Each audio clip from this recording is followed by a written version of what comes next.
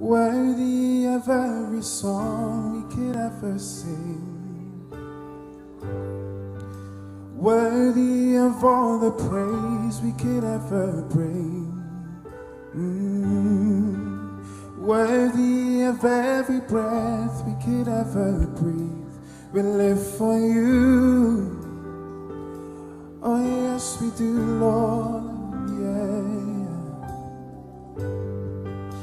Jesus, the name above every other name. Jesus, the only one who could ever save. You're worthy of every breath we could ever breathe. We live for you. Oh, we live for you. Oh, holy. There is no one like you. There is none beside you. You open up my eyes in wonder and show me who you are and fill me with your heart and lead me in your love to those around me. Oh, lead me in your love, Jesus. Oh,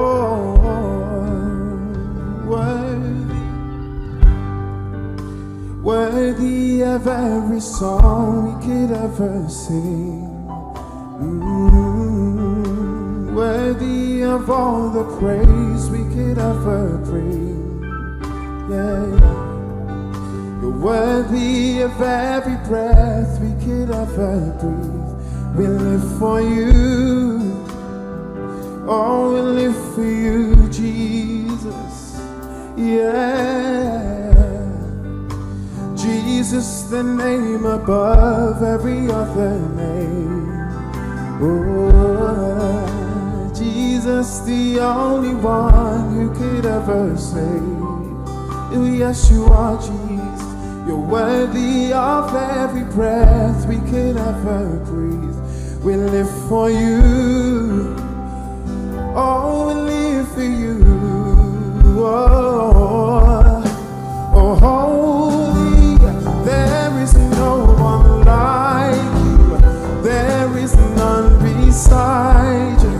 You open up my eyes in wonder and show me who you are and fill me with your heart and lead me in your love to those around me. Oh, holy, there is no one like you. There is none beside you. You open up my eyes in wonder and show me who you are and fill me with your heart and lead in your love to those around me. No, fill me with your love, Jesus. Oh, fill me with your love, Jesus. Oh, you're worthy, you're worthy, oh yes you are. Oh,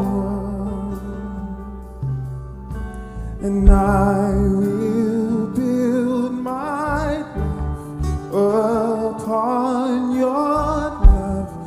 It is a firm foundation, and I will put my trust in you alone, and I will not be shaken, and I will build my life upon your love.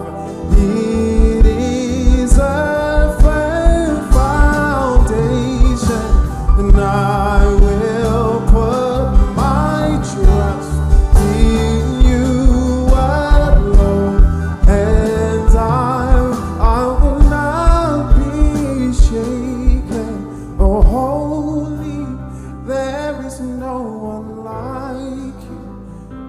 There is none beside you. You open up my eyes in wonder and show me who you are and fill me with your heart and lead me in your love to those around me. You're holy, there is no one like you, there is none beside you.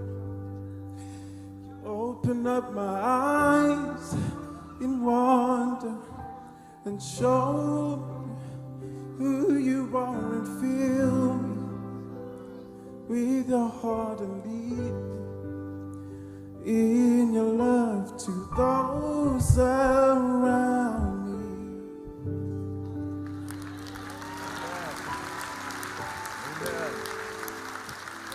Amen, amen, amen. Truly, truly magnificent singing by Brother Morrison the Worthy.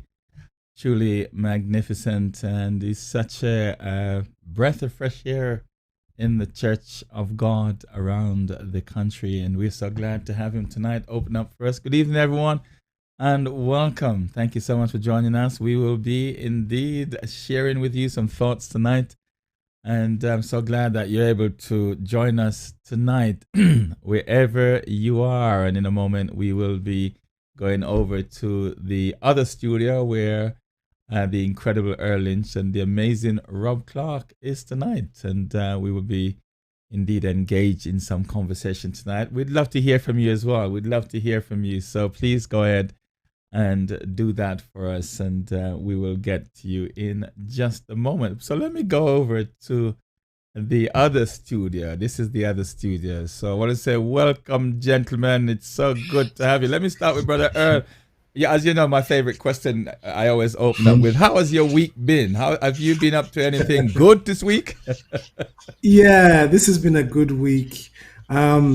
Fortunately, for myself, and more importantly for my wife, Beverly, we have become grandparents for the fourth time. So we've said welcome to little baby Tia. And it's great that she's safely arrived into the world. So we're very happy about that, and trying to get back on a level playing field again, because it's been up and down over the last 2 weeks. But hey, I'm in good shape, and looking forward to tonight. God bless you all. Excellent. Thank you so much for joining us. I think you were missing in battle last week, so if I'm correct, I must say, Brother Rob hold the fort very well, you know. Wow. Last week was very special. Yeah, last week we had a men's ministry at Gloucester Street. Yes. You know, and we had a special location, and it's the first time in 18 months that we managed to get back together again. And my goodness, when you see the brethren in the flesh, when you're able to look a person in the eye, you know, it was brilliant. But I'll tell you the story on another occasion. It was wonderful. No problem. Thank you very much for sharing that. Brother Rob, how's your week been, sir? Awesome. Yes, I've been blessed. Good evening all. Been blessed, really, to be honest with you. Work has just been so mega busy in my new role, and the ministry outside of that. I mean, you know, I was just blessed to do 3 live events this week, and in fact come back from Doncaster today. We stopped over as a team to prepare for I'm going to mention Sister Donna Gordon Rowe's mother funerals was today in Doncaster, and it was a blessing. And it was good to see so many people from near and far. And the weather blessed us as well. Let me put it that way. The weather blessed us in Doncaster, in a good old Doncaster way. But I'm glad to be back home. It rained at the cemetery, but it was a blessing nevertheless. And back home not too long. Well, I say a few hours really. So yes, I'll come on the show tonight. Pastor Errol's for a rest. Yeah. You're in the wrong show, I think. You know, I think you're in the wrong show. Well, I had an amazing week. I was away for 2 days with the amazing June Williams, my wife, and we went to the Shard. And amazing sights. My stomach was doing all this vertical business. I remember she said to me, "What time you leaving?" I said, "I'm ready." But it was amazing. Then I had to come back, and you That's wouldn't believe great. it. I had to come back into a situation where my daughter now is tested positive, so Oh no, I have to isolate that's not now for great. 10 days. So Oh Oh, no, I'm locked no. away for 10 days. Can you believe that? yeah, 10 days. But thank God Oh, I anyway. can It's believe it. I can believe it. Yeah. I only had 3 outside engagement. One would have been a members meeting tomorrow, and 2 Sunday services. So that's all I'm gonna miss. So maybe it's a good Wow. holiday. So the assistant pastor has to Yeah. take over and do the Yeah, rest. you deserve it. But I'll be able to be in all of them online. So I'll still be there somehow with technology Sure, for us. sure. Yes. But let's go Yeah, back I to wish you the a room. speedy Let's go. recovery. Yes, Yeah. yes, yes. She's okay. She's okay. When my Okay. wife phoned her, she was crying. So when I phoned her, she was laughing. So it depends on. Yeah, that's what they do. I thought my wife thought I was a bit cruel. A bit cruel. But my cruelty caused her to smile. So there you have it. Right. That's good.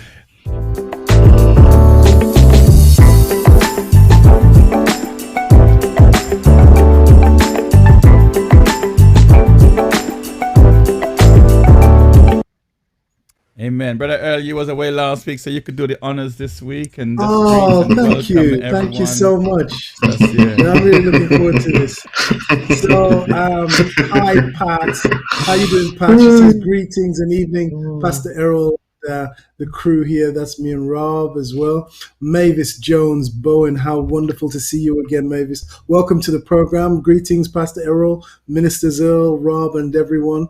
And the same from Andrew Allen, all the way over in Canada. Rob, sorry, Andrew. Great to see you listening in again, my friend. We had a men's night in just outside of Wolverhampton last week, and Andrew was on the call as well, all the way from Canada. wow. Great to Yeah, that's good. Rosie Suarez, we love to see you on the program, Rosie. Greetings, Pastor Errol, wise men and listeners. Bless God for another day, and we will rejoice and be in his presence. Absolutely. God bless you, Sister Rosie Suarez. Clive Williams, good evening, Pastor Errol, Brother Rob, and Brother Earl. Happy Jamaica Independence Day. Happy Independence Day, everybody. That's a nice one to put over. Thank you for reminding us there, Clive. That's great. Mavis, you come back on again and say, Pastor Errol, I trust you and your wife, June, had a wonderful few days break from the usual routine. Brother Earl, you were missed last week. Oh, bless you, bless you. Mavis Bowen, Mavis Jones Bowen, thank you. Good Friday vibes last week, apparently. Brother Seymour, he's saying, good evening, Bishop Errol. And he says, good evening, Brother Earl, Brother Rob. So that's nice. He's kind of separated us out there, putting the most senior, most important person first. There you go. Mavis Jones Bowen again. Minister Rob, you did a marvelous virtual funeral today. Beautiful service, Oh, wow. full inspiration. God. Hey, Rob, Oh, wow. what great. Hey, look at this. Look at this. Look at this. We've got the Chief Constable on. It's Bishop Ray He's back. Vieira. He's back. Bishop Ray, come on, my friend. How are you? Good evening, all. Great to see Ray on the call. I hope we hear from him a bit later. Gene Taylor, welcome, Gene. Welcome, Pastor Errol, and also the wise man. I don't like being called a wise man. I'm just a man who's trying to be a Christian and a fellow friend to all the people who are online. But there you go. Thank you, Gene. Pastor, how was your hotel retreat? Ooh, welcome back, sirs. Thank you. Stanley Golding. Stanley, greetings, Pastor Errol and everyone. Thank you, Stanley. Glenys McKindo, great to see you. Not only back from Jamaica, but you're back on the program and we're in. Again, Glenys, greetings, Pastor Errol and ministers. Great to see you here. Deanne Simpson, not seen Deanne Simpson before. Greetings, everyone. Greetings to you too, Deanne. Lorna Gale. Greetings, everyone. God bless you all. Happy Jamaican Independence Day to you all. Thank you, thank you, thank you. Maxine Makuna. Hey, Maxine, one of our Maxine. Good evening, Pastor Errol and Ministers Rob and Earl. Blessings to all. Dwayne McCoy. Hey, Dwayne. What you doing, man? You should be here with us, boy. Great to see you, Dwayne. Good evening, all. And good evening to you. And Thelma Jarrett, greetings, Pastor Errol and everyone. Great to see you again then as well, Thelma. You're such a faithful person and you keep coming back week after week. So you must be getting something from this all. That's great. And we really appreciate you coming on this. If I pop over to the other side, we've got Annette Williams on the YouTube channel. She's saying, hello, gentlemen. Congratulations, Brother Earl, on the birth of Tia. Oh, mwah, mwah, mwah, mwah. Bless you. Winston Lindsay. Hi, Winston. How you doing? Great to see you, my brother.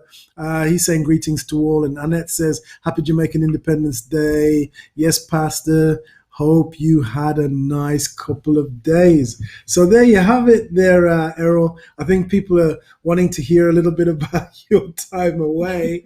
But thank you for all the greetings. They're in shock. Great to have. Yeah, well, maybe. Yeah, you do, because you're on this thing every day, Errol.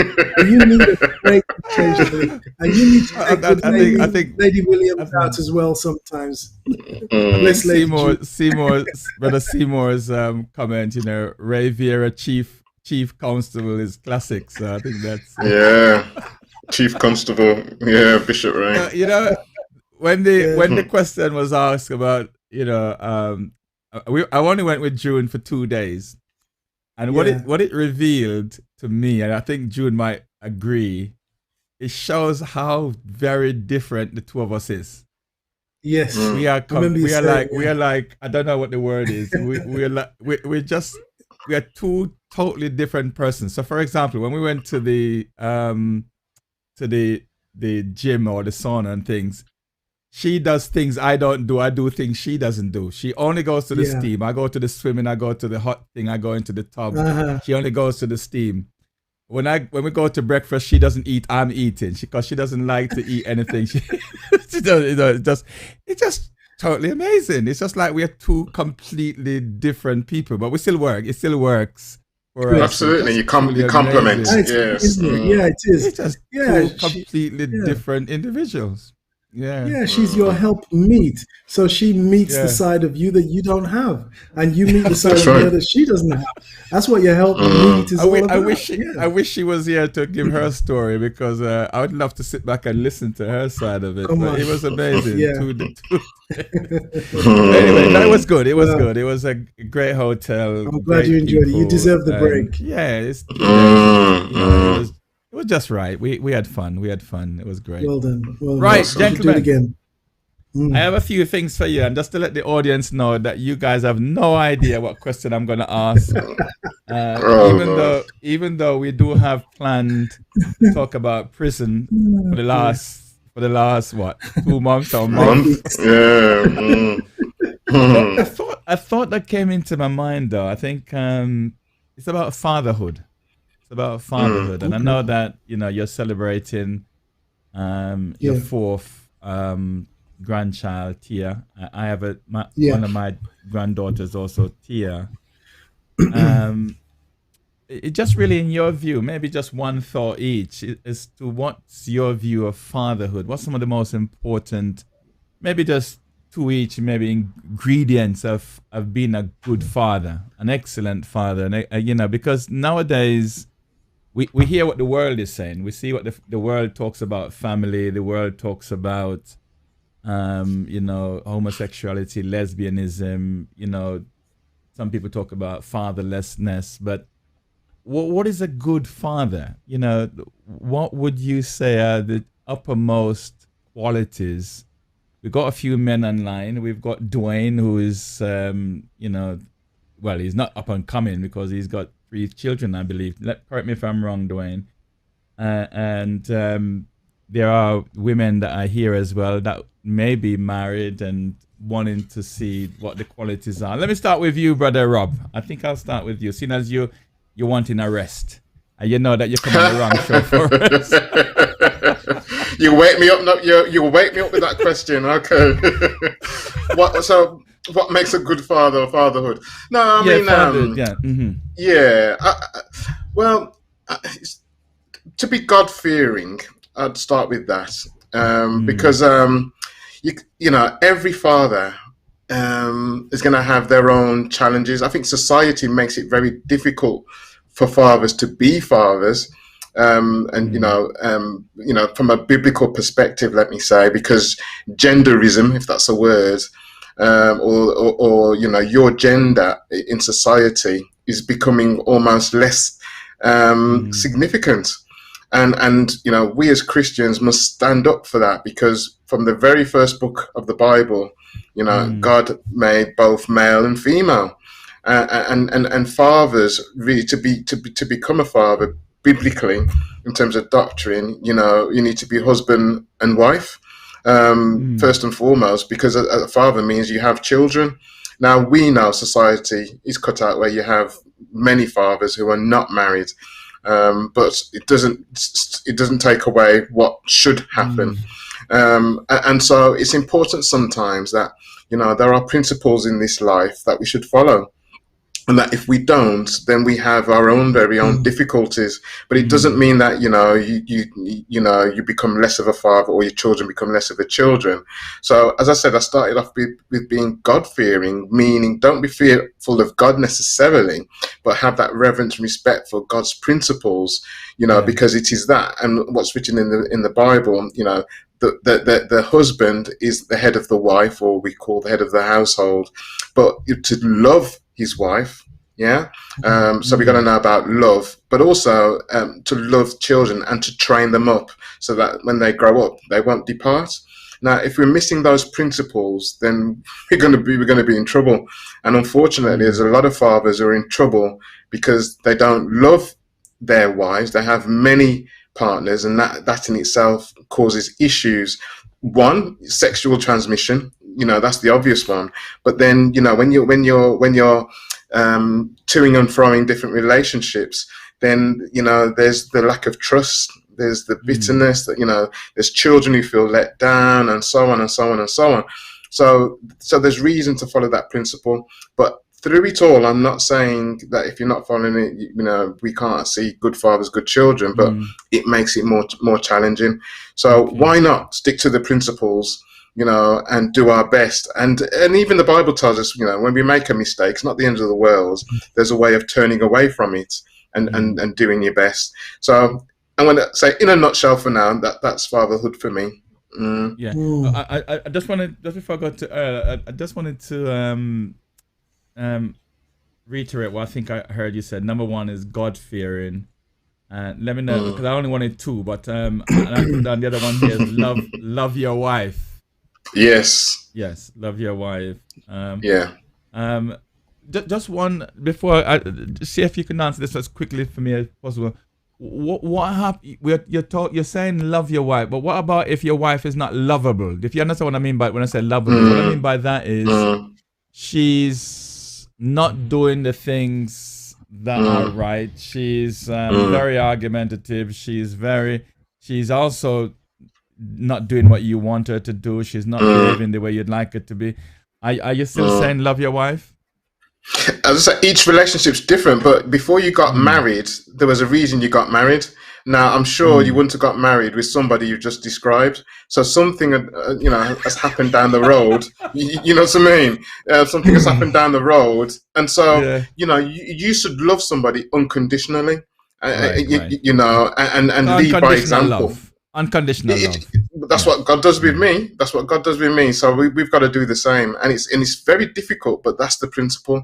We've got to show we're not supposed to do something expecting something back necessarily back in return. So as I say, I married my wife because I loved her. And not every marriage is like that. I made a choice to marry, and vice versa. So that means, and we got the same values. So we must work at it, even when we disagree and have those bad days. That shouldn't, we've got to work at it. We'll leave it. We try not to. It says, don't let the sun go down on wrath and so on. But there's times you got to use wisdom, but at the end of the day, because of the same values, we know that we're probably angry and upset over something. But as we said, we complement each other. So we got to work it out, problems. I like the point you made. It was the unconditional love. If it's possible, brother, not to mention those two, and I know, if you have another two, if it's possible not to mention those two, God-fearing and unconditional love of your wife, because that's an interesting point, unconditional love, Brother Rob. That's a very interesting point. I might come back on that. what would your two be, Brother Earl? Okay. If you can't find two others and you want to stick to those two, that's fine. I'm happy with that. No, I've got two, but I've got one further point to make based on where you just went with that conversation with Rob. First of all, a few weeks ago, it was Father's Day. So we had a Father's Day message and we preached about fearless fathers. Fearless fathers. I think I sent you a copy of the I think you did, but yes. in Fearless Fathers, there are two key things which makes a father fearless. First of all, anybody can be a dad. That's the easy part. To physically bring your seed to the mom and to be able to bring a child into the world. Anybody can do that, relatively speaking. So I'm not talking about fatherhood being the act of being a dad. What I'm talking about, to be a father, is based on principles. So once the child is here, once the child starts growing up, becomes a teenager, becomes a man, that's where fatherhood really plays into its perspective. And there are two key things that I want to bring out, which came from Fearless Fathers. One was we look back at Abraham's life. Abraham was a man who was called by God to live by faith and to just go to a country which he'd not been to before. He was asked to sacrifice his son. And the example of faith that we get through Abraham is phenomenal. And he was rewarded with many, many, many children. If you look at the descendants of Abraham, God said, you're going to have so many descendants that you won't be able to count them, because there'll be more than the stars in the sky, more than the sand on the seashore. So faith is one of the key things which any good father is going to need, a good foundation of faith, and to share that faith with their children as well. Number two is to do with, I'm looking at the character David now. David is described in the Bible as a man after God's own heart. Now, listen, whatever David did, I want to be a man after God's own heart. And when I look at David's life, he failed miserably on something. He sent a man to his death so that he could have his wife, who he was looking at when she was bathing on the rooftop. But David, nonetheless, when he knew he was wrong, he repented. And a lot of fathers don't repent when they do wrong. Not only that, David knew how to praise. David knew how to sacrifice. David knew how to build. I forget now, only one two from you now. So the two I don't want the entire book. I just want two. What is your first one? What is your first one? So the first one is faith. Faith. Okay, faith. Okay, yeah. What? The okay. second one, the second principle is to do with results. David got results. He was a very results orientated. Yeah. Okay. And just speaking to Rob's last point, if I can just finish this one point. You said, to love your wife unconditionally. Now, I'm going to be controversial here, because you need to develop a relationship first before you get married. Now, I would argue that in our church, that we have a culture, a principle where we don't really like to see a man see a woman and date for a long time. We don't promote that level of relationship very much. We like to see that the person's married if they've recognized who they like within, say, 6 months. And you can find very quickly that can dissolve into chaos. You can find that you're married for a long, long time, but there's no real love because you don't know each other. So I think we need to do something in that respect. I think that needs to be addressed, because I think that some people marry too early. They stay in the marriage for a very, very, very long time after the love is kind of gone, and they might not be even, relationally compatible with each other. So I think we need to do some work on that. But hey, that may be a discussion topic for another time. You're on mute, sir. Yes, I like to mute myself, and don't. That's but a very good point there.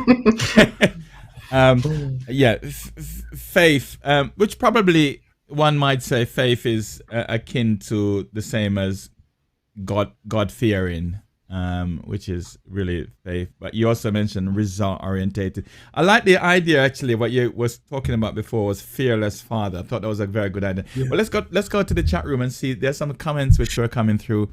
Brother Rob, you can actually let's see if we can pick up on some of these. I think let's go from where. Let's see. Let's deal with first of all.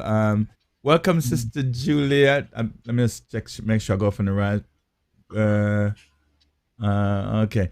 All right. I'll come back to Jamaican independence in a moment. Dwayne says two things: consistency and investing intentionally time into your children. You agree with those? Yeah.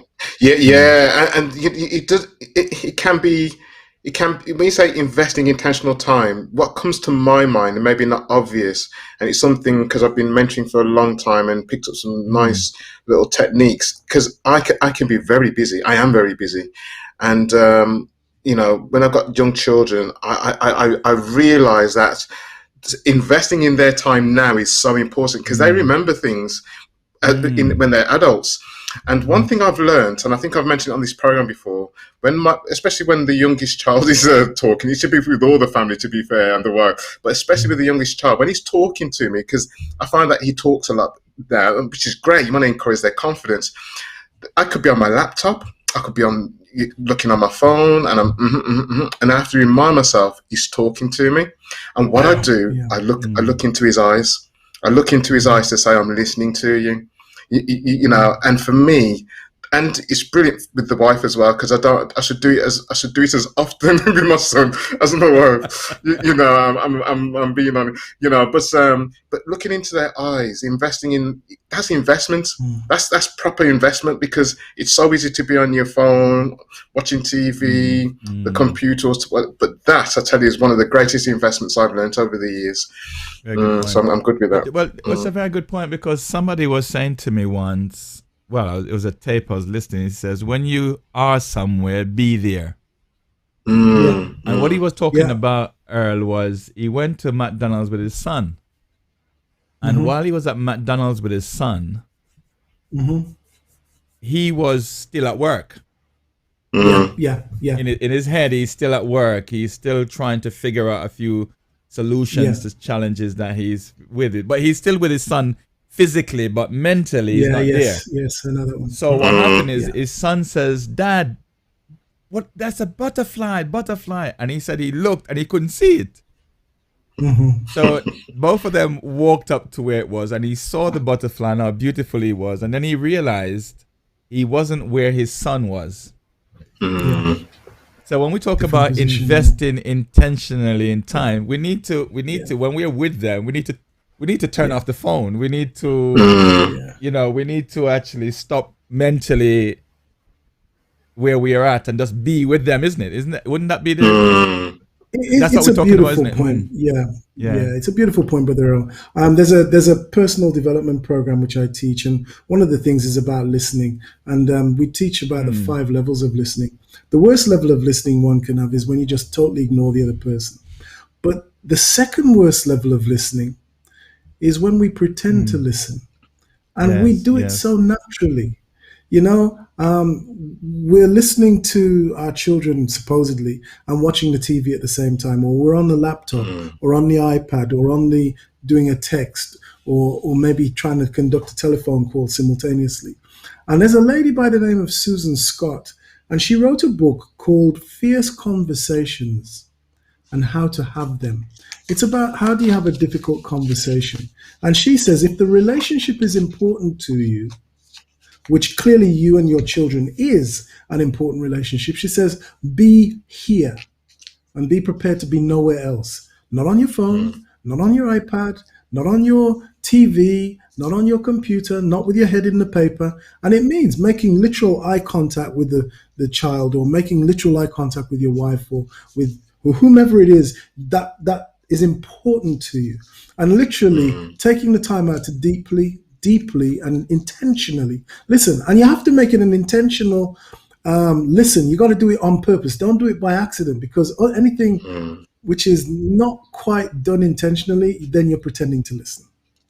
There are different levels of listening. You know, if you go one beyond that, there's selective listening, which is another thing that we as men particularly do really well. And you want to watch out for that because we just hear the things we want to hear and we respond.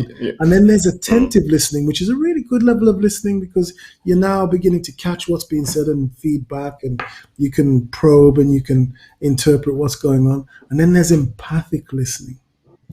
Now, empathic listening is often when you don't hear many words, or alternatively, you hear a lot of words shouting. So it's where you have to listen with your eyes and try and establish, well, what feelings is that individual going through as I listen to them ranting and raving at me, or as I listen to them just be quiet and just shrivel up into a little ball of, emotion. What am I actually seeing with my eyes that I can interpret and make sense of before I respond? So listening is a deep thing, and it's really important that we listen well, particularly if we want to be great fathers. So this is good. Oh, there you go. Pretending to listen. Yes, there are different ways of putting it. But I think this is one of the things I remember taking all the children out for at McDonald's. They wanted to go out, and it was during the COVID time, so we thought we'd do a drive-through. And it is so hard to sign off and to be with them, Brother Rob. It's so hard. I'm telling you. It's I wanna phone this person. I wanna phone that person. I want to work out the message for tomorrow in my head, because and every time they call me, it feels like an interruption. Yes. And what the person is saying, when you are somewhere, be there. It's like I'm with June, for example, but I could be elsewhere, and she could be elsewhere. We're together physically, but we are not together mentally. And if we're not together mentally, then we're not really there. And I share this thought with you. I was watching what's his name? The black comedian there, an American one, who bought that studio. Forget his name. Tyler Perry, yes. Oh yeah, he's great. It was a film that he did, and he said it was in the film, and he was sleeping with his wife, and they were kissing and so on. In the morning when he woke up around breakfast, he said, "Last night when you were kissing me and all of that stuff, who were you thinking about?" And she told him the truth. She said, "I was thinking about this guy at work." now, come on. now, what happened now is he's moved away from her. He's moved away from her, and he's now with his friends, and he's telling his friends. He said, "This is what he said. He said it would have been better for him if she had come into the adultery with the guy physically than to be sleeping with him, thinking about somebody else." So you mean he saw that as the worst violent. Oh God! We laugh at this, but this is serious matter. You're lying in bed, Brother Rob. I'm not saying you. Let me use me because I don't want to get nobody upset tonight. It's like I'm lying in bed with my wife, and there I am kissing her and making out with her, but I'm thinking about Sister Sue. Come on. Now that's that can't work. That is some serious thing. But anyway, let's catch a few more. That's a dangerous point, by the way, gentlemen. It's a great point. That was random as well. I'm trying to link it to what we were saying. I don't know where that came from. Yeah. No. I was looking at the point about making sure if you're somewhere, be there. Okay. Be with the person rather than mentally. You're somewhere else. I guess what we could do as men is when we're over the dining room table the following not day, thinking about other women. Yeah. You're thinking about him again, aren't you? You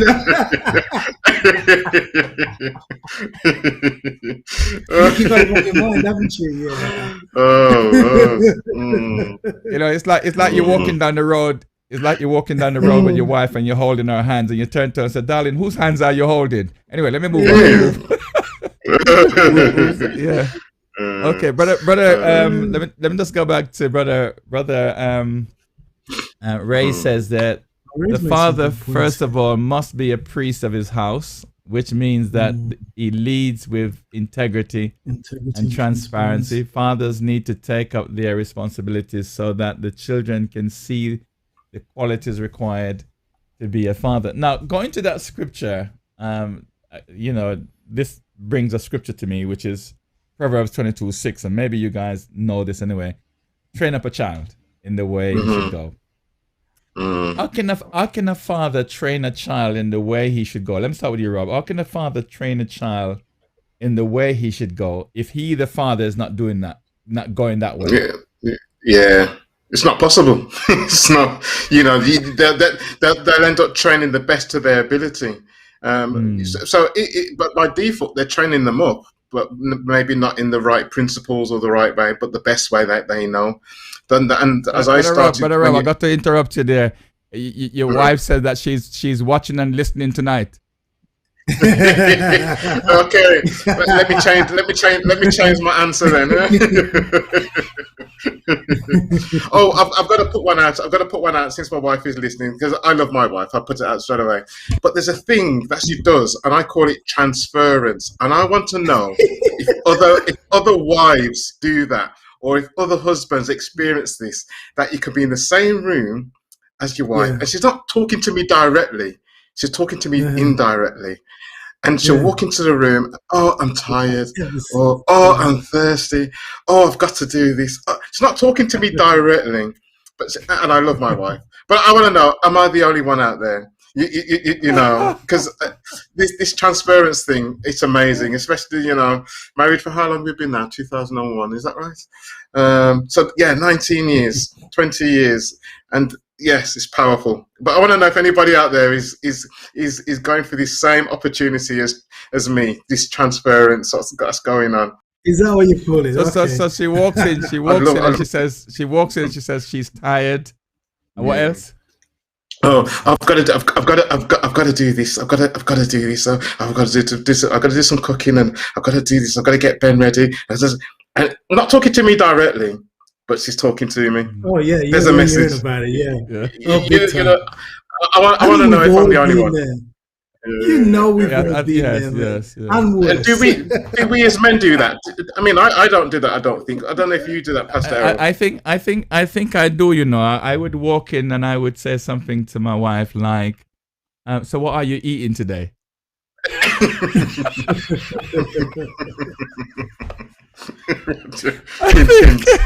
I think my wife has studied me very well. I think she has a degree in errolology, and she knows everything is coming.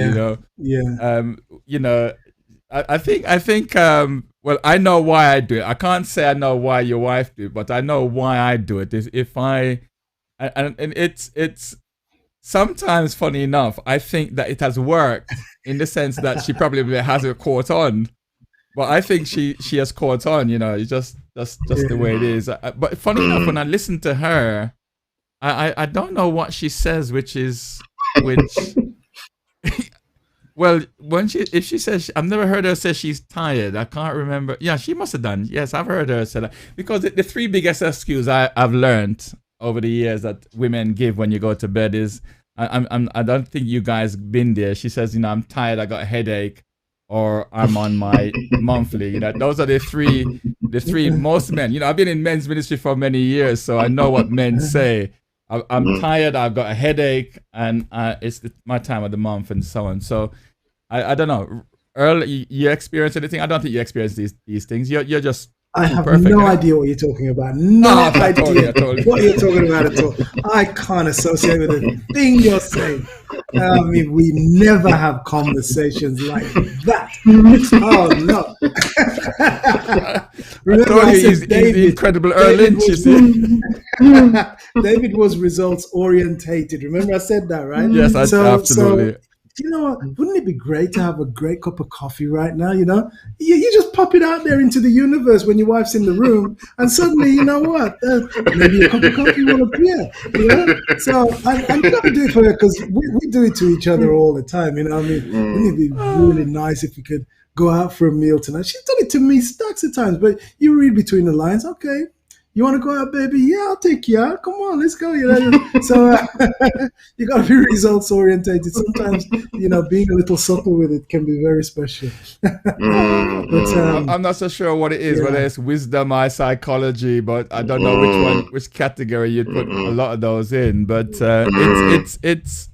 it's all done in love. It's all done in love. But there are times though in seriousness where, let's take a woman for example. She is tired. She is doing a lot because a lot of women, they go to work and they come back to work. Whereas a lot of men are sitting down watching the Olympics, or they're sitting down watching the TV, or they are playing with their friends. And genuinely, a lot of them, when they do go to bed, oftentimes they are drained, they are tired.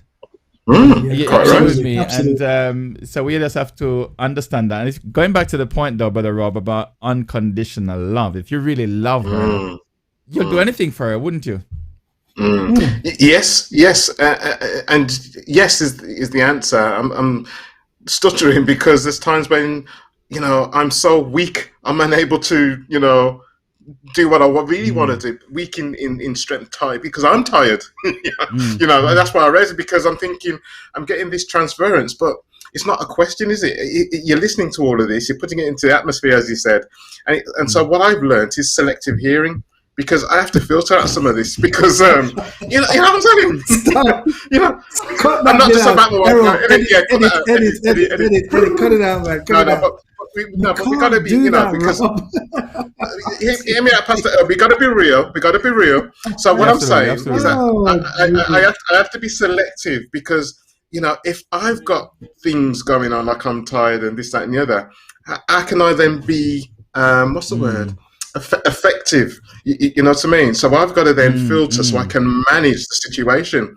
So then what that does, it puts it into a situation. Then if my wife really needs something, because there's priorities, she will then ask me, and often I'll say yes or no, because.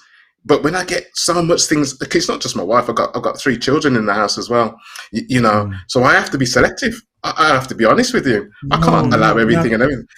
That's just me. I'm coming to you in a moment, Earl. I'll come to you in a moment. Let me tell you a story. I was teaching on listening skills, Brother Earl, one day, and a gentleman decided to tell his story. He says one day he was listening to a man talk about a very, very serious very serious issue, and the man was talking about the serious issue, and he was saying and he just kept on and eventually the man punched him in the mouth. He's telling the story. So he turned to the man and said, "Why did you punch me?" He said, "Because you're not listening."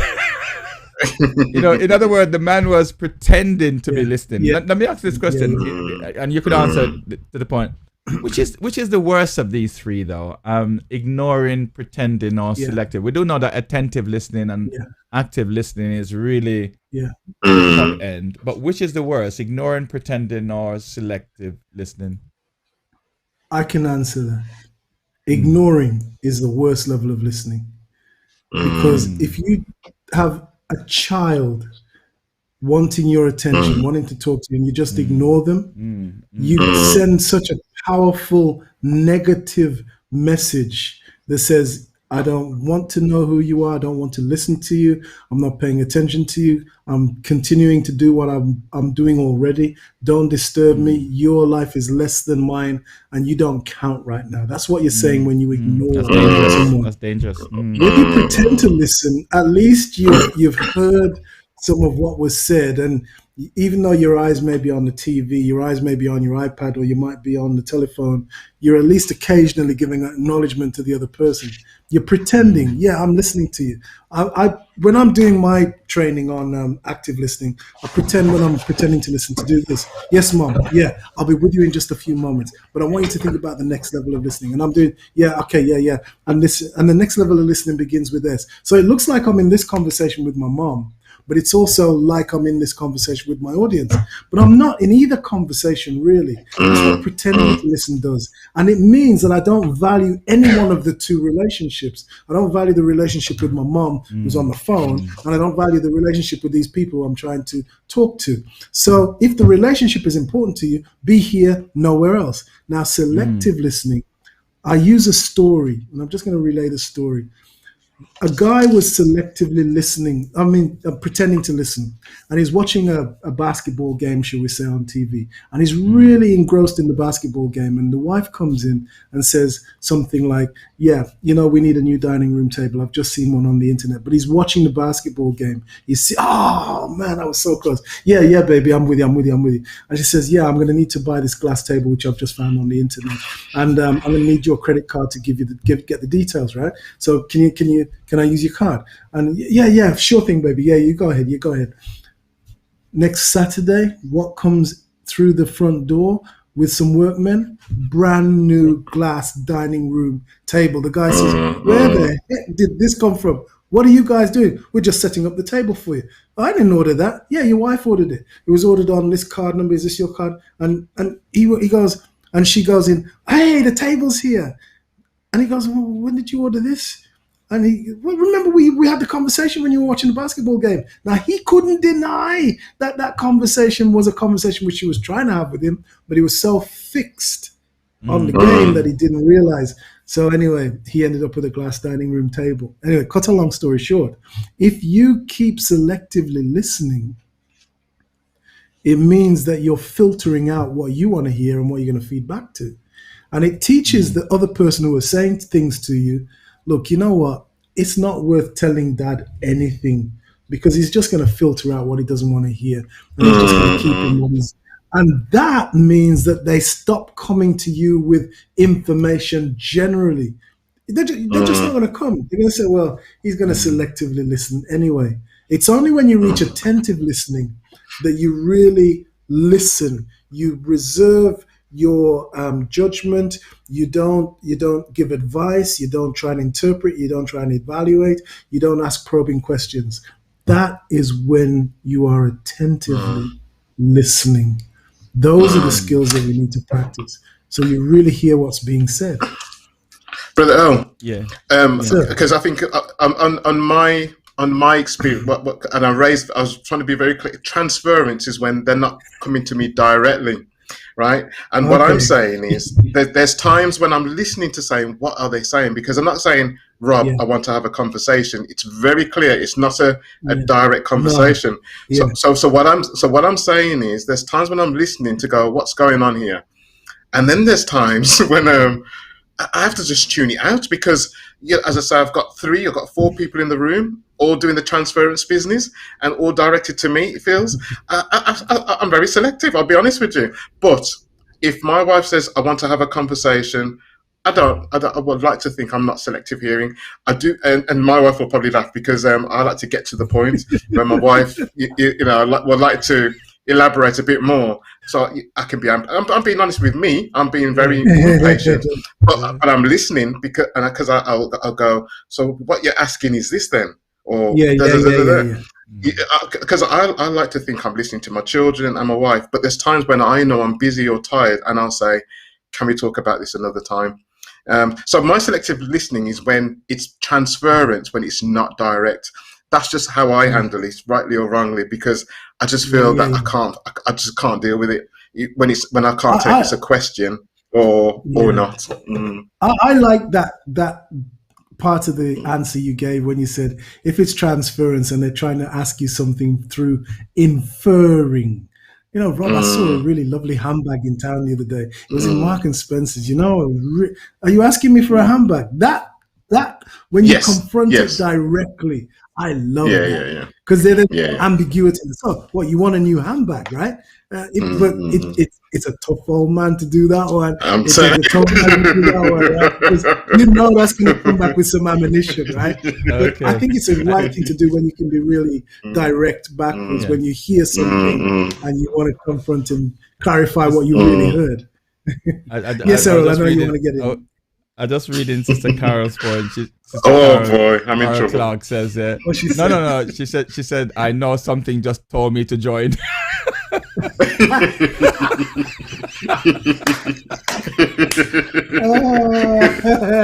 Oh, dear. Now we're getting down to the nitty gritty. Okay, This is Sister what Carol makes...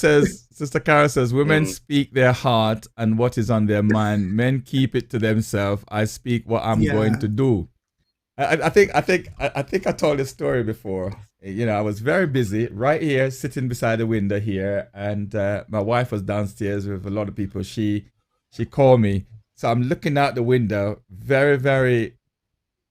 I just want to get back to work. That's all I wanted to do, was get back to work. She called me, and I'm looking out the window at her, and she says, my car battery is dead, and the window is halfway up, and my car is across the road, and she needs to take my car from across the road, bring it over the road, and then she needs to take. She's telling me all the detail, and then she says to me, can you throw down the keys, please?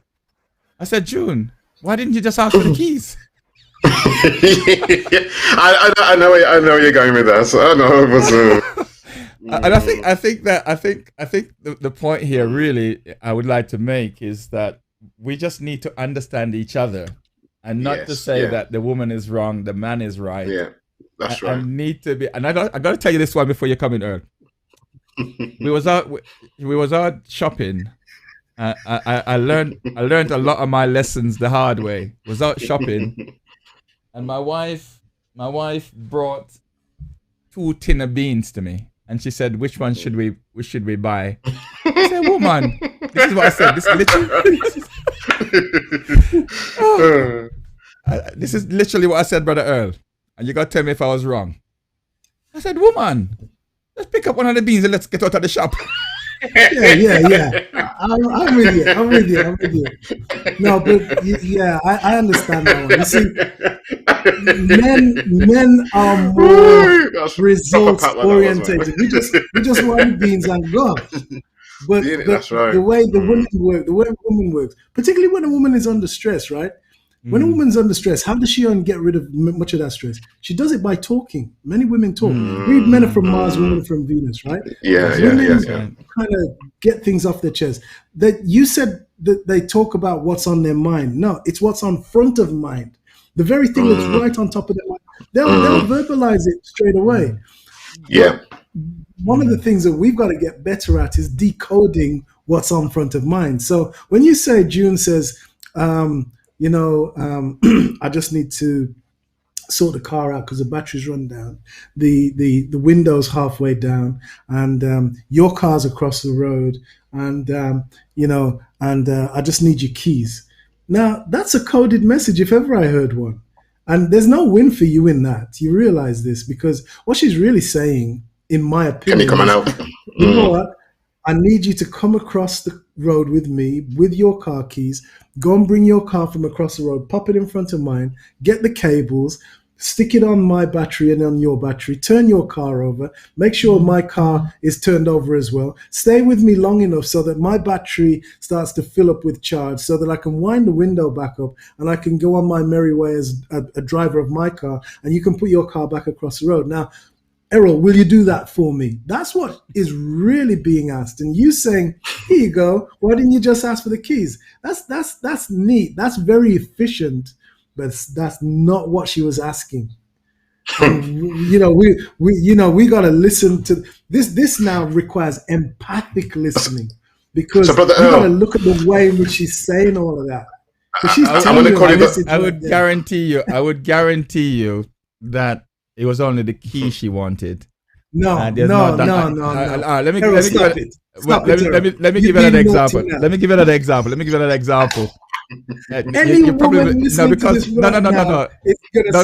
Because my wife is different. Guess what happened? She came to me one day, Brother Rob. She came to me one day and she says, "Can we pick up the carpets off the floor and lay down wooden floor?" So I said, "Absolutely. I will contact my cousin immediately and get him to do it." And my cousin do that type of work. Yeah. So I said to her, she said to me, no, she doesn't want that. That's not what she wants. She wants to do it herself. She wants to do God it have herself. mercy. So I said to her, no problem. Let me just explain something to you right now. I will give you the money, but do not ask me to help you because I was Yeah. willing to pay for. But what Yeah. June wanted, Brother Earl, what she wanted, she's she's got every tool. Sure. She's got Yeah. every tool in what's the shop called? BFM or whatever you call them place. Being She's got cute. every Yeah. tool in the house. I'm telling you, she's probably got around £10,000 worth of tool in this house. Because she as a matter of fact, I'm gonna be ashamed to say this, but I gotta tell you before you come in, brother Rob. You know, one day I needed to find out where the oil go in my car. I had to ask. I said, Jude, where does it? Oh, shit. Oh, God. I think this is my transfers, brother Earl, brother Rob. My transfers.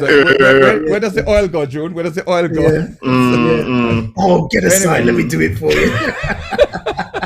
Yeah. But anyway, I wanted to. There's quite a few points coming through, and let me just pick up one from Julia. It says, how can a young man who has not grown up in a household with a father know what is to be a good father when he becomes one if he has not been raised or taught to be one? It would be a challenge. So the issue here is, I'm sure you've understood it. Let's start with your brother Rob. Sorry, brother Rob.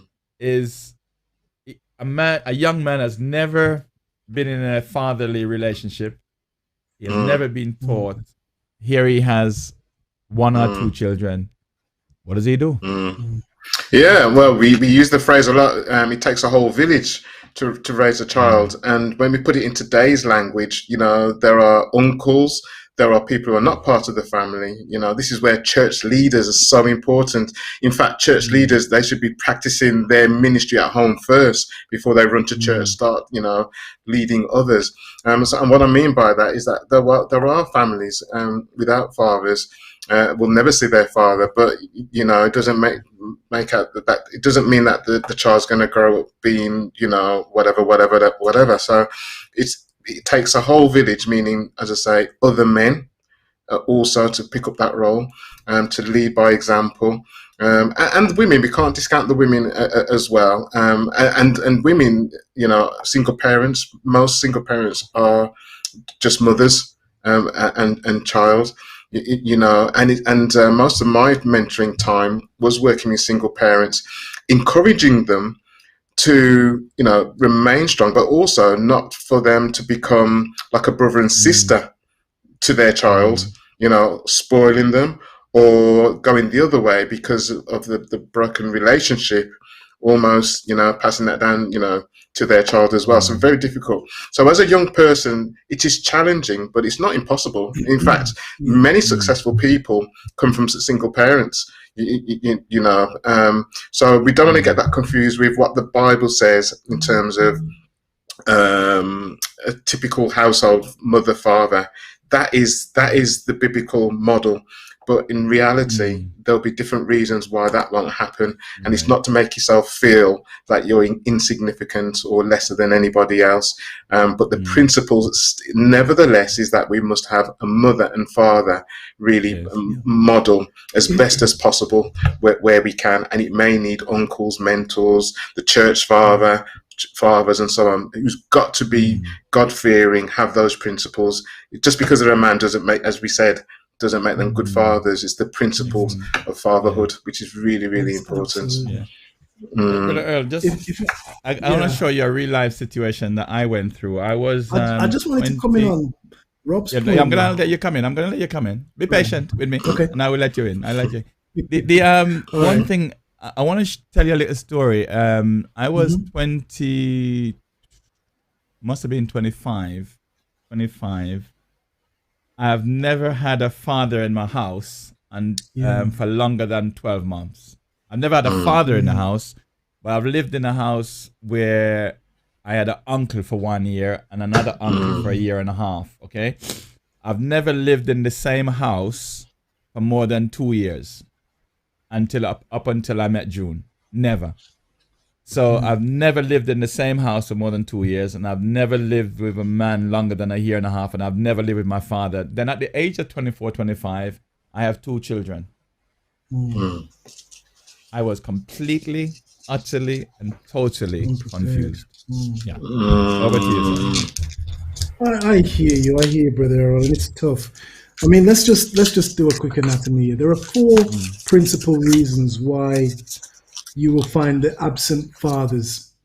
1 is divorce. 2 is fathers become disinterested. 3 is desertion. Fathers just leave their kids and leave their loved ones or leave their partners. And the 4th one is death. You know, where the literal father is dead, either. Well, go over those yeah, again. So the 4 reasons why many absent fathers are out there is divorce.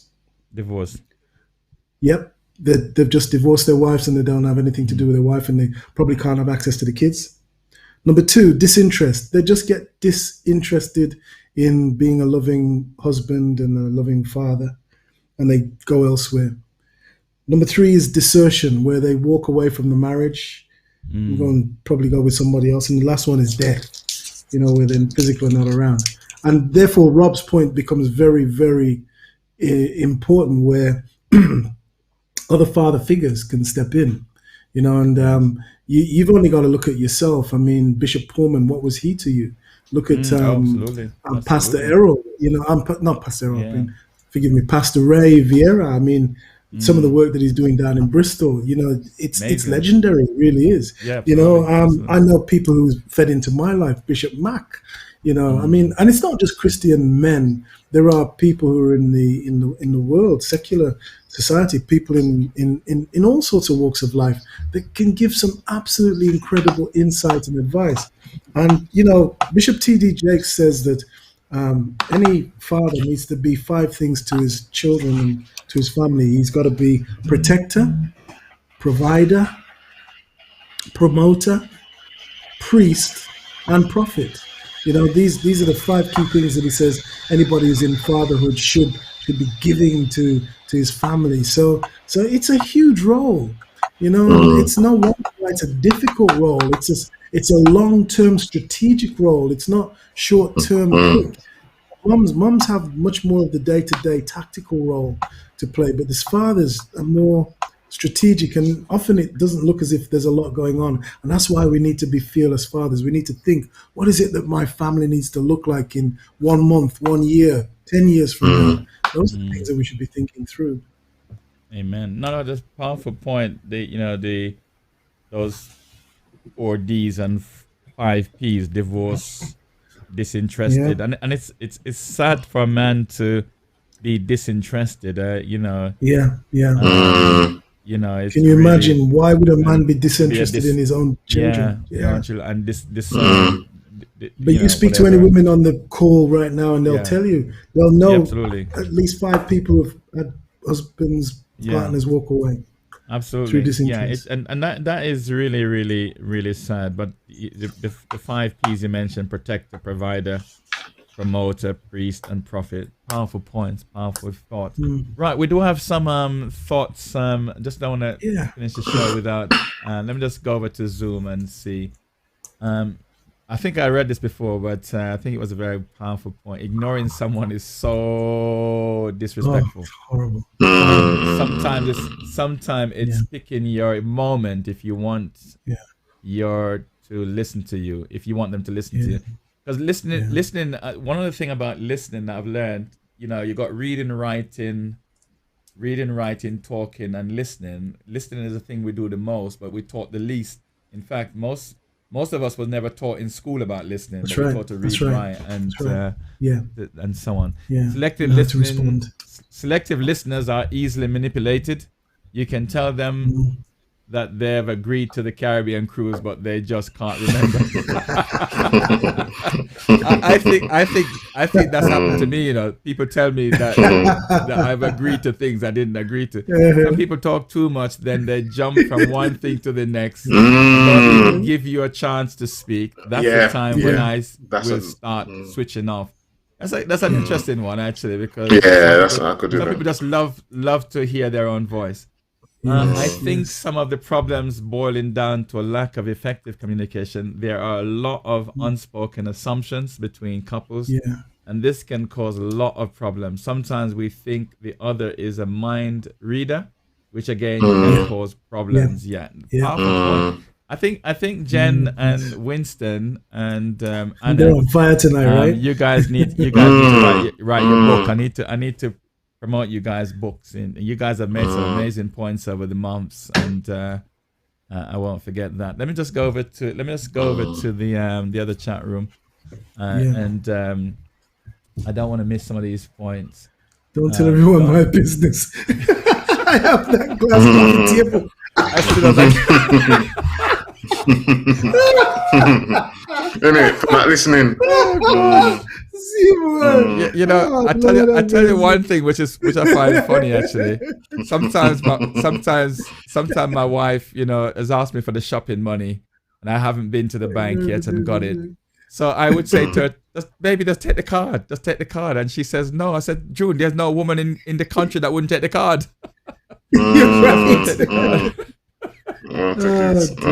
Sister Lorna says a good father should be someone who can capture the attention of his family, receive respect while setting a good example and being a good role model. Yeah. This should lead to good communication and better understanding. One of the things which, thank you, Sister Lorna, for that, and for everyone really, for those points. Sister Carol says, I totally agree, Earl. Valid point about ignoring, pretending, and selective listening, and good analogy used. Yeah, very good actually. Yeah. Brother Earl, don't tell anyone my business.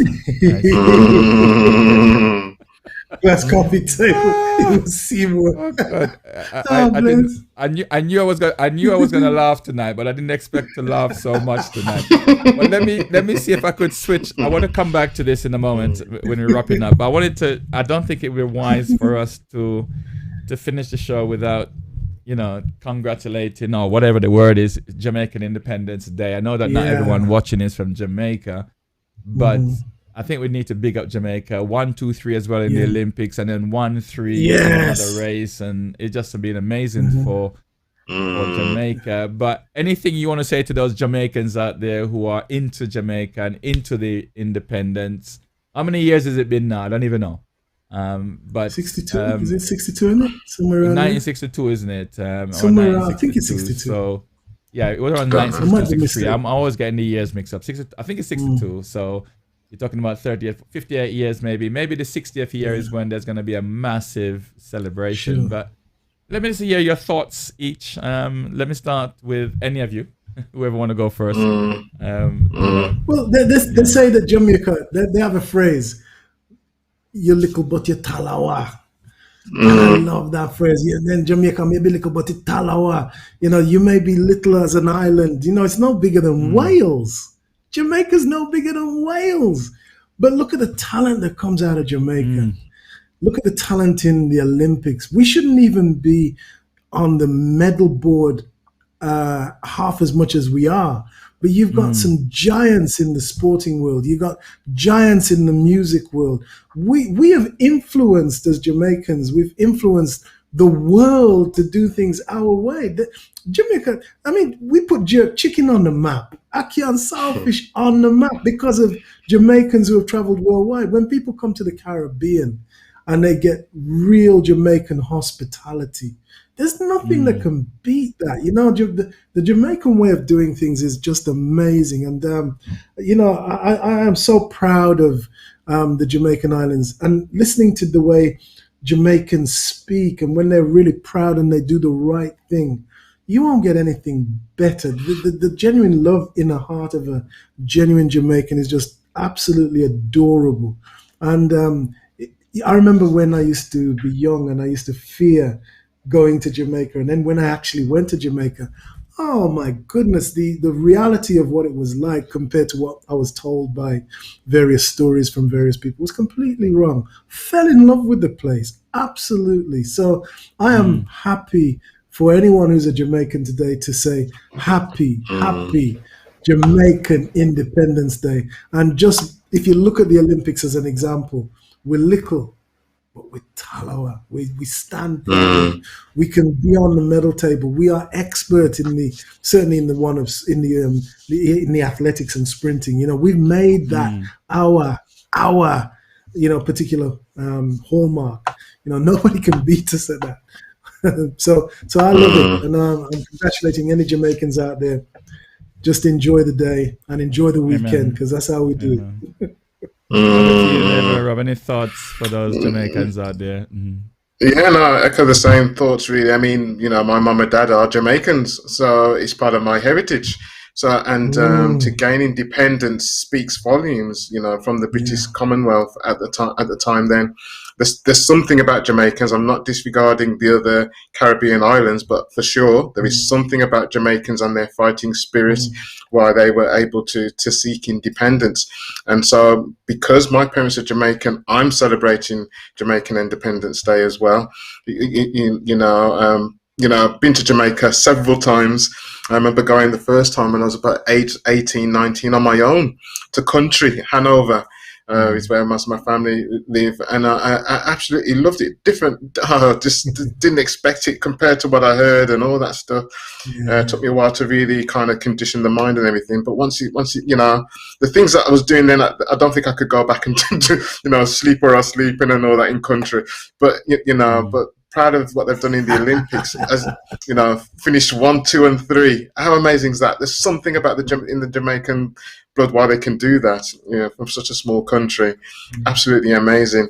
You know, and it's consistent as well. Every Olympics, you find the Jamaicans in the sprint in particular, they've got that certain amount of, and you know what? I know it's not necessarily Jamaican, but there's a black woman now in the swimming.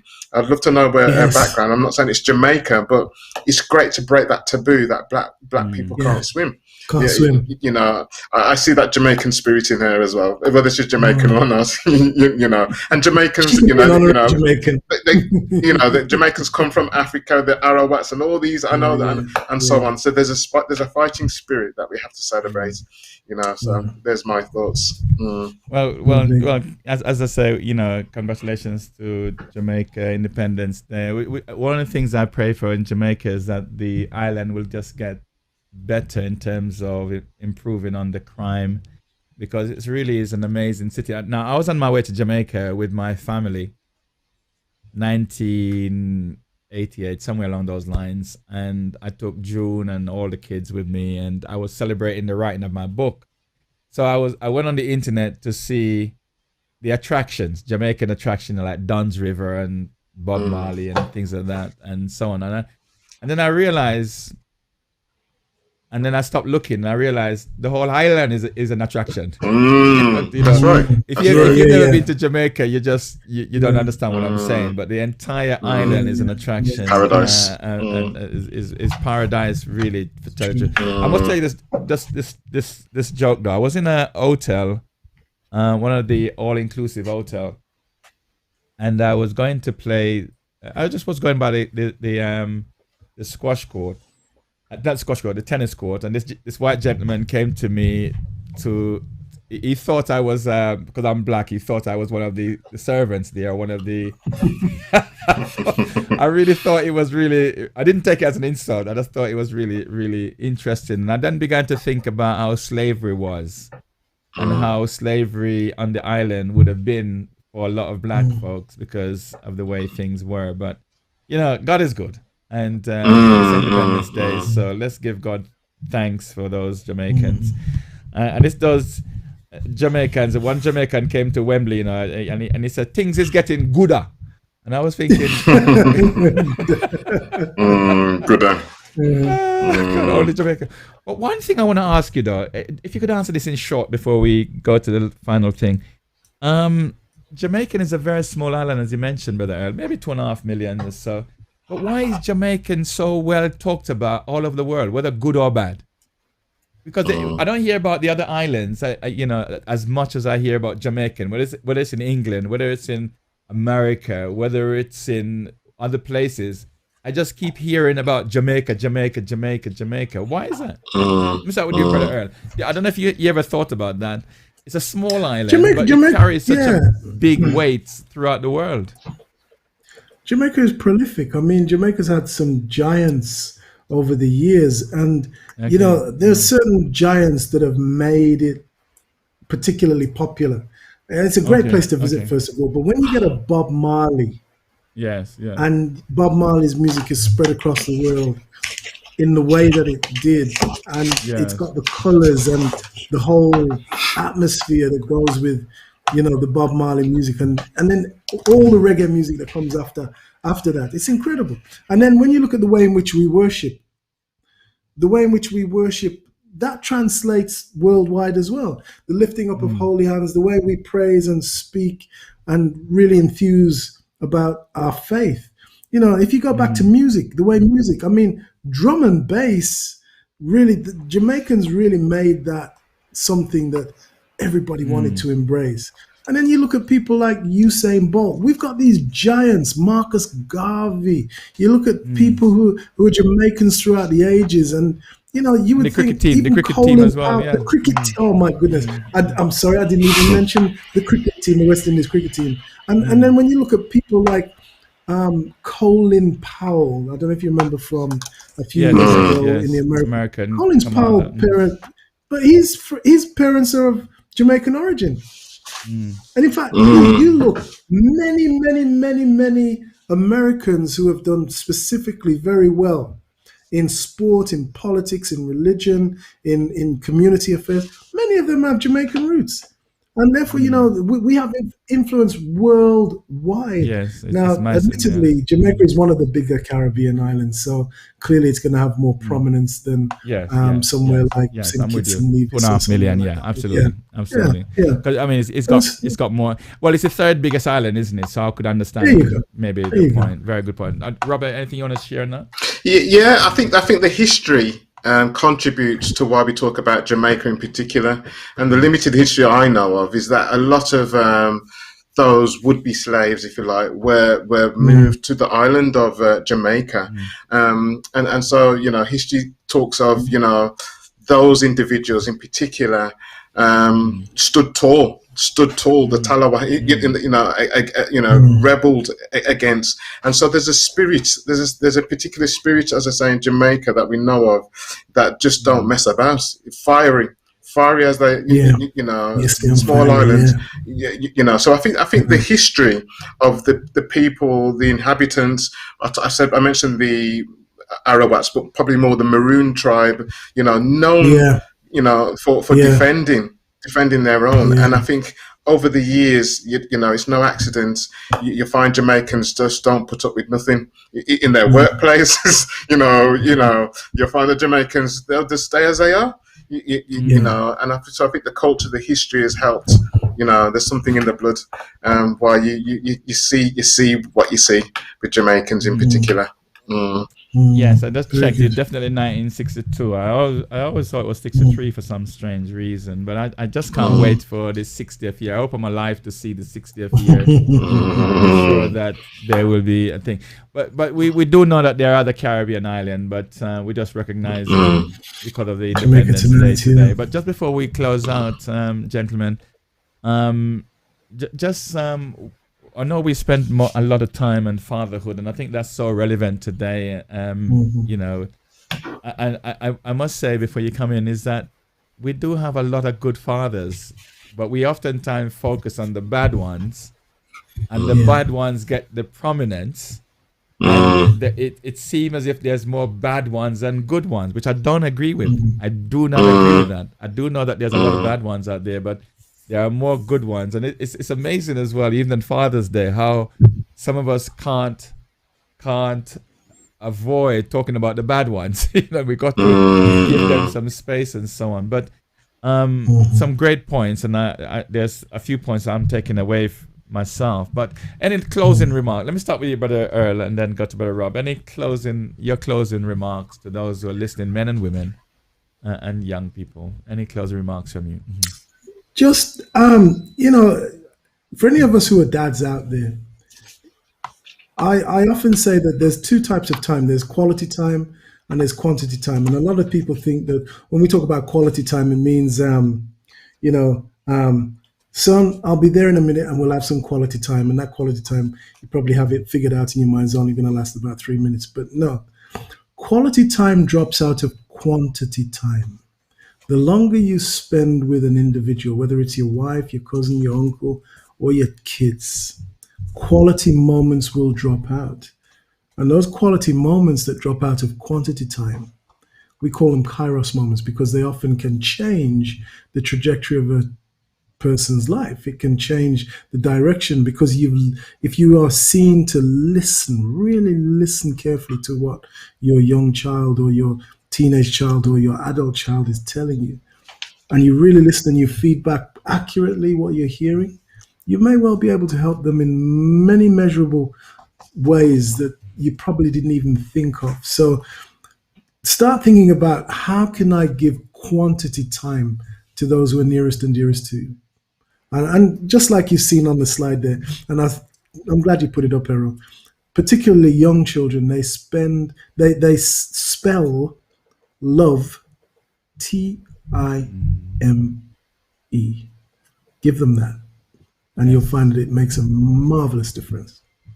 God bless you, everybody. Thank you. That's a powerful, powerful point tonight made. Powerful. Brother Rob, I know your wife's been listening. I just want you to make sure you're about to close. I don't know what she's got prepared for you. No, me. So you have an opportunity to make sure you finish well. So over to you, sir. Yes, no, it's good show, and as I say, open. I love my wife, and we have that kind of relationship. We can do that and say that, and so on. But I think in closing, I think active listening is so important. I call it active listening anyway. Listening with intent. Hence why I did raise the issue of transference, because it's not so direct, but it's important how we respond and maybe not respond. It's real. Every relationship is different. We saw today the different interpretation of June asking for the keys, but the Earl said no, she was saying this. Every relationship is different, and so it's very hard to apply this to one relationship to another. So I think active listening is a journey. It's a development between the two of you. What I say to fathers is love your wife. We just don't have time tonight, but that means so much to love you, because there's things that they won't. There's things that they do that will upset you, upset me, but it shouldn't take away that you love your wife. It's only human to feel upset when something's not done a certain way, but to overstep the mark to the point that it becomes bitterness or resentment of your wife, that's just going down the wrong path. I'd even go on to say about being faithful, but that's a very emotional statement with no time to really back it up. But we've got to be faithful to one another, and we laughed and joked about certain people asking who were you thinking about at this point of time. We've got to practice being faithful to one another, because that really, and just not to God as well, because trust and all that comes into it. And then love your children, and there was examples shown today. Listen with intent, eyes not just fixed on your children when they're talking, but on your wife as well. And then really to close with all that's been said, wives, encourage your husband. No husband is perfect, and it's so easy to pick faults, and husbands to pick faults with their wives, but it's better to encourage one another, because no one is perfect. And I think for me, just doing that and hearing what we heard tonight will help us to have better relationships, to be better husbands, better lovers, better fathers, and better leaders. So those are my kind of viewpoints. No, it's powerful. It leads me to make this thought, actually, and I know we don't have time to go into it, but I'll share it, because oftentimes, let me use a wife in this case. You might look at your wife and she does 95 things right. But there's 5 things she does that is not according to your standard. But why do we spend more time on the 5 that she doesn't do well I never hardly mention anything about the 95. One thing I do, I do this, but I don't do it because of the game men play. I really don't, because I truly mean this. But the more I do it, the more I get. So when she cook, and she's definitely my chef, and you know, whenever she give me a meal, I said, God, June, this is absolutely awesome. And the more I say it, the more food I get. No wonder my belly is a bit, I've lost my 6-pack. You lost it, all right. I lost the 6-pack. I've now got 1 pack here. But the point I'm making, though, is that, Brother Earl, is that she does 95 things right. But the 5 that she doesn't do, because we say that she's not perfect or he's not perfect. And I want to say this, and maybe you guys could take another 30 seconds and comment on this. One day my wife was away, and I don't know what got into me. I have to say it was the Holy Ghost. And I just felt the need to clean the whole house. I clean. Brother Rob, I clean. Yes, I know where you're going. Brother Earl, I clean. And because all I want her to do when she come home is, well done. Yeah. All I wanted to hear was, well done.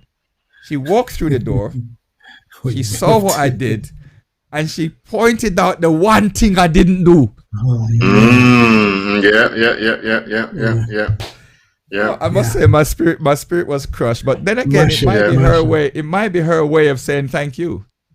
You know, it might be her way, but I'm just saying, some people, that's how they operate, you know. But anyway, your thoughts in closing. 30 seconds if you want to comment on that. And then we're trying to close out in time. Who's that to? Brother Earl, if you wanted to comment on that, I don't know if you want to comment on that. I think first of all, we all do that. We all find the criticism. I mean, I remember, you know, the kids coming home from school. Oh, Dad, I got 9 out of 10. Oh, which one did you get wrong then? You know, we all do that. We all can easily find a negative. We've got to build into our psyche the habit of finding the positive when there are lots and lots of positives. Look for the positive. Look for the positive rather than negative. So there's a real good one. So I'm just going to leave it there, you know, because it's easy to find the negative, but you can encourage your heart when you find the positive. You can really encourage. Rob, any thoughts in closing on that one? Yeah, very short. I think just be mindful or aware on your response and how that makes that person feel. I think that's really it for me, because I can have things that I want, but if I say it and it breaks you, then what have I achieved? You know, so just be aware. You know, you're tired, but guess what? I could be tired, or you're obsessed. Guess what? I'm obsessed. You know what I mean? You're clean. All you want to hear is well done. The last thing you want to hear is what about just you know so you know, and who knows what was said and stuff, but just be aware of you know and what is your goal in saying what you're saying. And I think that helps. It's a journey, it's a development. Nobody gets it right, you know, all relationships. You know, so yeah, those are my few words. Well, I think I'll end on this now, and I'll summarize. Brother Seymour says, Brother Earl, that he's leaving with the 4 Ds and the 5 Ps. And I think that's a good thing to leave with: the divorce, the disinterest, and the death and desertion. And the 5 Ps are protector, provider, promoter, priest, and prophet. And those things. Yeah, absolutely. I think I have 3 things that came out for me, and I'm not going to put them in any order of priority as such, but the quality time is one thing that definitely is so important. You know that quality time. If you're going to be somewhere, be there. Just be there. And there, you know, just be there. Turn off the phone. Turn off whatever you need to turn off. But where you're gonna be there. The second thing was the active listening, because and I'm so glad actually, Brother Earl, of those 5 points, and you've talked about them before. But I think talking about it again really shows we got to move away from the ignoring, the pretending, and the selective. And I like the point you made, Brother Rob, about selective, because it's not really direct. It's an indirect situation, even though we still need to listen out for what is being said and all of that stuff. And I understand that. But the final one, which is where we started, and you know, it would be wise for me to put in the God-fearing one as well, because you know, a man who is not God-fearing will make more mistakes. And you know, when we are God-fearing, it's going to be better for everybody. But that unconditional love, that's the one I really wanted to explore. You never know, I might explore it next week, you know, because there are some situations, but you're still saying, when you say unconditional, it's just saying it doesn't really matter how she behave or what she does. Still got to love her. Still got to love her and cherish her as best as possible. Just as God does, just as God loves you unconditionally. Absolutely. I'm saying we gotta. It doesn't mean we accept everything and everything, but we love somebody. You know. Yeah, absolutely. It's like, I think that's it. Actually, I think Brother Ray Vieira had mentioned the point about, I'm not sure if it was him or one of us, about the prodigal son. You know, the father loved unconditionally. What was interesting actually about, I was meditating on the prodigal son, and it's interesting that the son was genuine to the father when he said, "I'm not worthy to be your son. Make me as one of the hired." And the father wasn't listening to that. You know, I think he was very selective in what he was listening to in that situation, but, because he was not interested in hearing what, you know, my son who was dead has come home. That's right. You know, that's what he was most concerned about. And what a love story that was. And they said actually that's one of the greatest parable that Jesus ever told. One of the greatest, you know, one of the greatest writing ever written was that particular story, and it truly is a powerful one. Well, gentlemen, thank you very much, and yeah, it's been a joy to spend with you guys. And I, you know, as far as I'm concerned, you are the two wise men and Pastor Errol, so I'm happy with that term.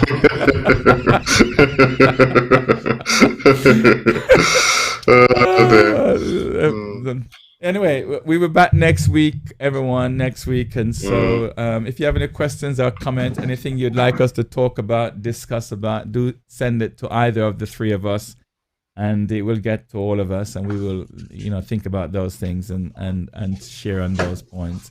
But normally when we do these shows, they have no idea what I'm going to ask them. They have no idea what I'm going to say. So I think you guys have been amazing. You made me laugh tonight, and I'm very...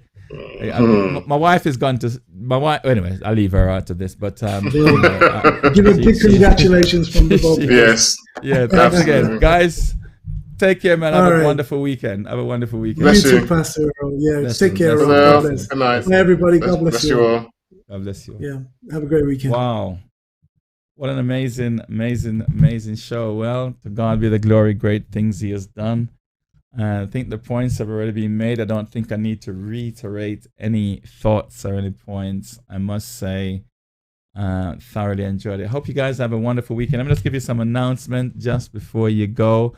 I will be back here on Monday with the Holy Spirit. This is what I've been looking at. Don't forget, everyone, I have asked everyone on this show, especially those of you who come on regularly, that you be given the opportunity between now and Christmas or even next year to do your share your testimony, do a panel show if you want to, preach a message, teach a message, either Monday, Tuesday, or Wednesday, one of those particular nights. I'd like to have one of you per week. So please think about it. Then text me, email me, write me, whichever way you like to do it, and let me know what evening you would like to do it, and I'll confirm that with you, and then we go from there. Okay, so everyone who's a regular on this Bible studies, you're given the opportunity to come and share your testimony, to come and teach a subject, whatever that subject is, or preach on it, whichever you choose to do. Or you can have a panel discussion, and you can choose who's going to be in that panel. I don't have to be in it, but I will set it up for you and make sure it goes smoothly. You got 90 minutes in which to do it, an hour and a half, which is a good enough time for you to do that. So please think about it and let me know. I will let you know this every time we come on. But just to let you know, on Sunday, this is where we're going to be. This is going to be a holistic breaking the wall of silence. I think this is a very powerful topic, actually. And we're going to have Pastor Paul Gray, Sister Michelle, and Dr. Amanda Brown Bennett. And our host will be Bishop Len Federer, and also the Honorable Sister Angela Clark, who is our Chief Executive Officer of RAFA. And she will be hosting with Bishop Len Federer on Sunday. That will be from 7 o'clock to 8:30, 90 minutes of amazing presentation and discussion around breaking the wall of silence. And you can watch it from Zoom, YouTube, Facebook, or even on our corporate website at cogop.org.uk. I want to say a big thank you to everyone who has joined us tonight. It's been a joy, an honor, and a privilege to share with you tonight. Thank you so much. I hope you got something from tonight. I certainly going away with quite a bit, and thanks to God for that, and wish you all the best going forward. Don't forget, those of you who are regulars on this show, would like for you to do your own testimony, share your testimony on the show, teach a lesson, preach a message, or put on your own talk show like you see tonight. You can choose anyone from anywhere in the world. I will find a way to get them onto the live stream. I'll do all the rehearsal with them before it goes, and then you can do your thing, okay? So please, you got 90 minutes in which to do that. And so please take advantage of that and come and share with us. We'd love for you to have the opportunity to share with us. Last week we had Brother Winston Lindsay. And sorry, this week I think we had Brother Winston Lindsay, and it was truly amazing. Actually, I wanted to mention it on it tonight, but I didn't get the chance to do that. Probably next week at some point. But truly wonderful. The Winston Lindsay story was amazing. Things that he has achieved and the way he presented his presentation, PowerPoint slides, and so on. Thank you again, Brother Winston, for sharing with us. And that recording is at YouTube. It's also on Facebook, and it will be there for a very long time. So if you wish to see, just go to YouTube and type in the story of Winston Lindsay, and you'll find it. The story of Winston Lindsay. Let me just make sure that is absolutely correct. So I'm just going to go to YouTube and check. And so I'm going to type in the story of Winston Lindsay and see if it does come up. And it does. There it is. The story of Winston Lindsay. And it's right there on the YouTube channel. So if you want to see that, please go to there and you will see it. Okay. And it was a wonderful, wonderful presentation that Brother Winston made. And we give God thanks for his life and for the things that God is doing in and through him. Great man of God. And this is, I'm just going to show you. Days when we used to go to people's house, we used to sit down with a curly perm and rest our head back, and then there was a wet patch on the back of the sofa. Yes, I think I remember the curly perm. Yeah. That's a very good one, the curly perm. Oh, Lord have mercy. And Winston was a boxer, kickboxer, truly amazing athlete, and now is in the ministry. Amen. And I believe it's it's Pastor Stephen Jacobs, who I'm not so sure if I saw Pastor Stephen Jacobs here tonight. But brothers and sisters, thank you all for joining us tonight. Wish you guys all the very best. Have a wonderful, wonderful weekend. I have to isolate because my daughter next door has been tested positive, so I have to stay in my house for 10 days. It's really, never thought this was going to happen to me. Can't go to church for 2 weeks. I was supposed to have a members meeting tomorrow. Somebody else has to chair that. I have to come into the meeting probably by Zoom to see if I can actually participate in the meeting. So 10 days. Oh my God. What am I going to do for 10 days? That's right. I know exactly what I'm going to do. Anyway, I've got it all worked out. And I can't even leave my house. Can you believe that? Can't leave my house for 10 days. Would that be hard to do? No, it won't be. But I have to comply. I have to be obedient to what the government's saying this one. So that's what's going to happen to me. So take care of yourself. Don't forget as well, if you haven't yet subscribed to the channel, we would love for you to go ahead and just, go ahead and hit the like button if you like what you saw tonight. Subscribe to the channel. That would be great. And also hit the notification bell, right? So that every time I go live, you will be notified of it. I must warn you though, if you hit the notification bell, I do go live every day, literally, except Saturdays on this channel. I go live on another channel on the Saturday, but 6-7 times a week. So you'll be notified quite a lot of the time. So just letting you know that. But hit the like button and the subscribe to the channel nonetheless. Take care of yourself, everyone, and have a fantastic weekend. Planning to have one myself. So take care of yourself and speak to you guys soon. Bye for now.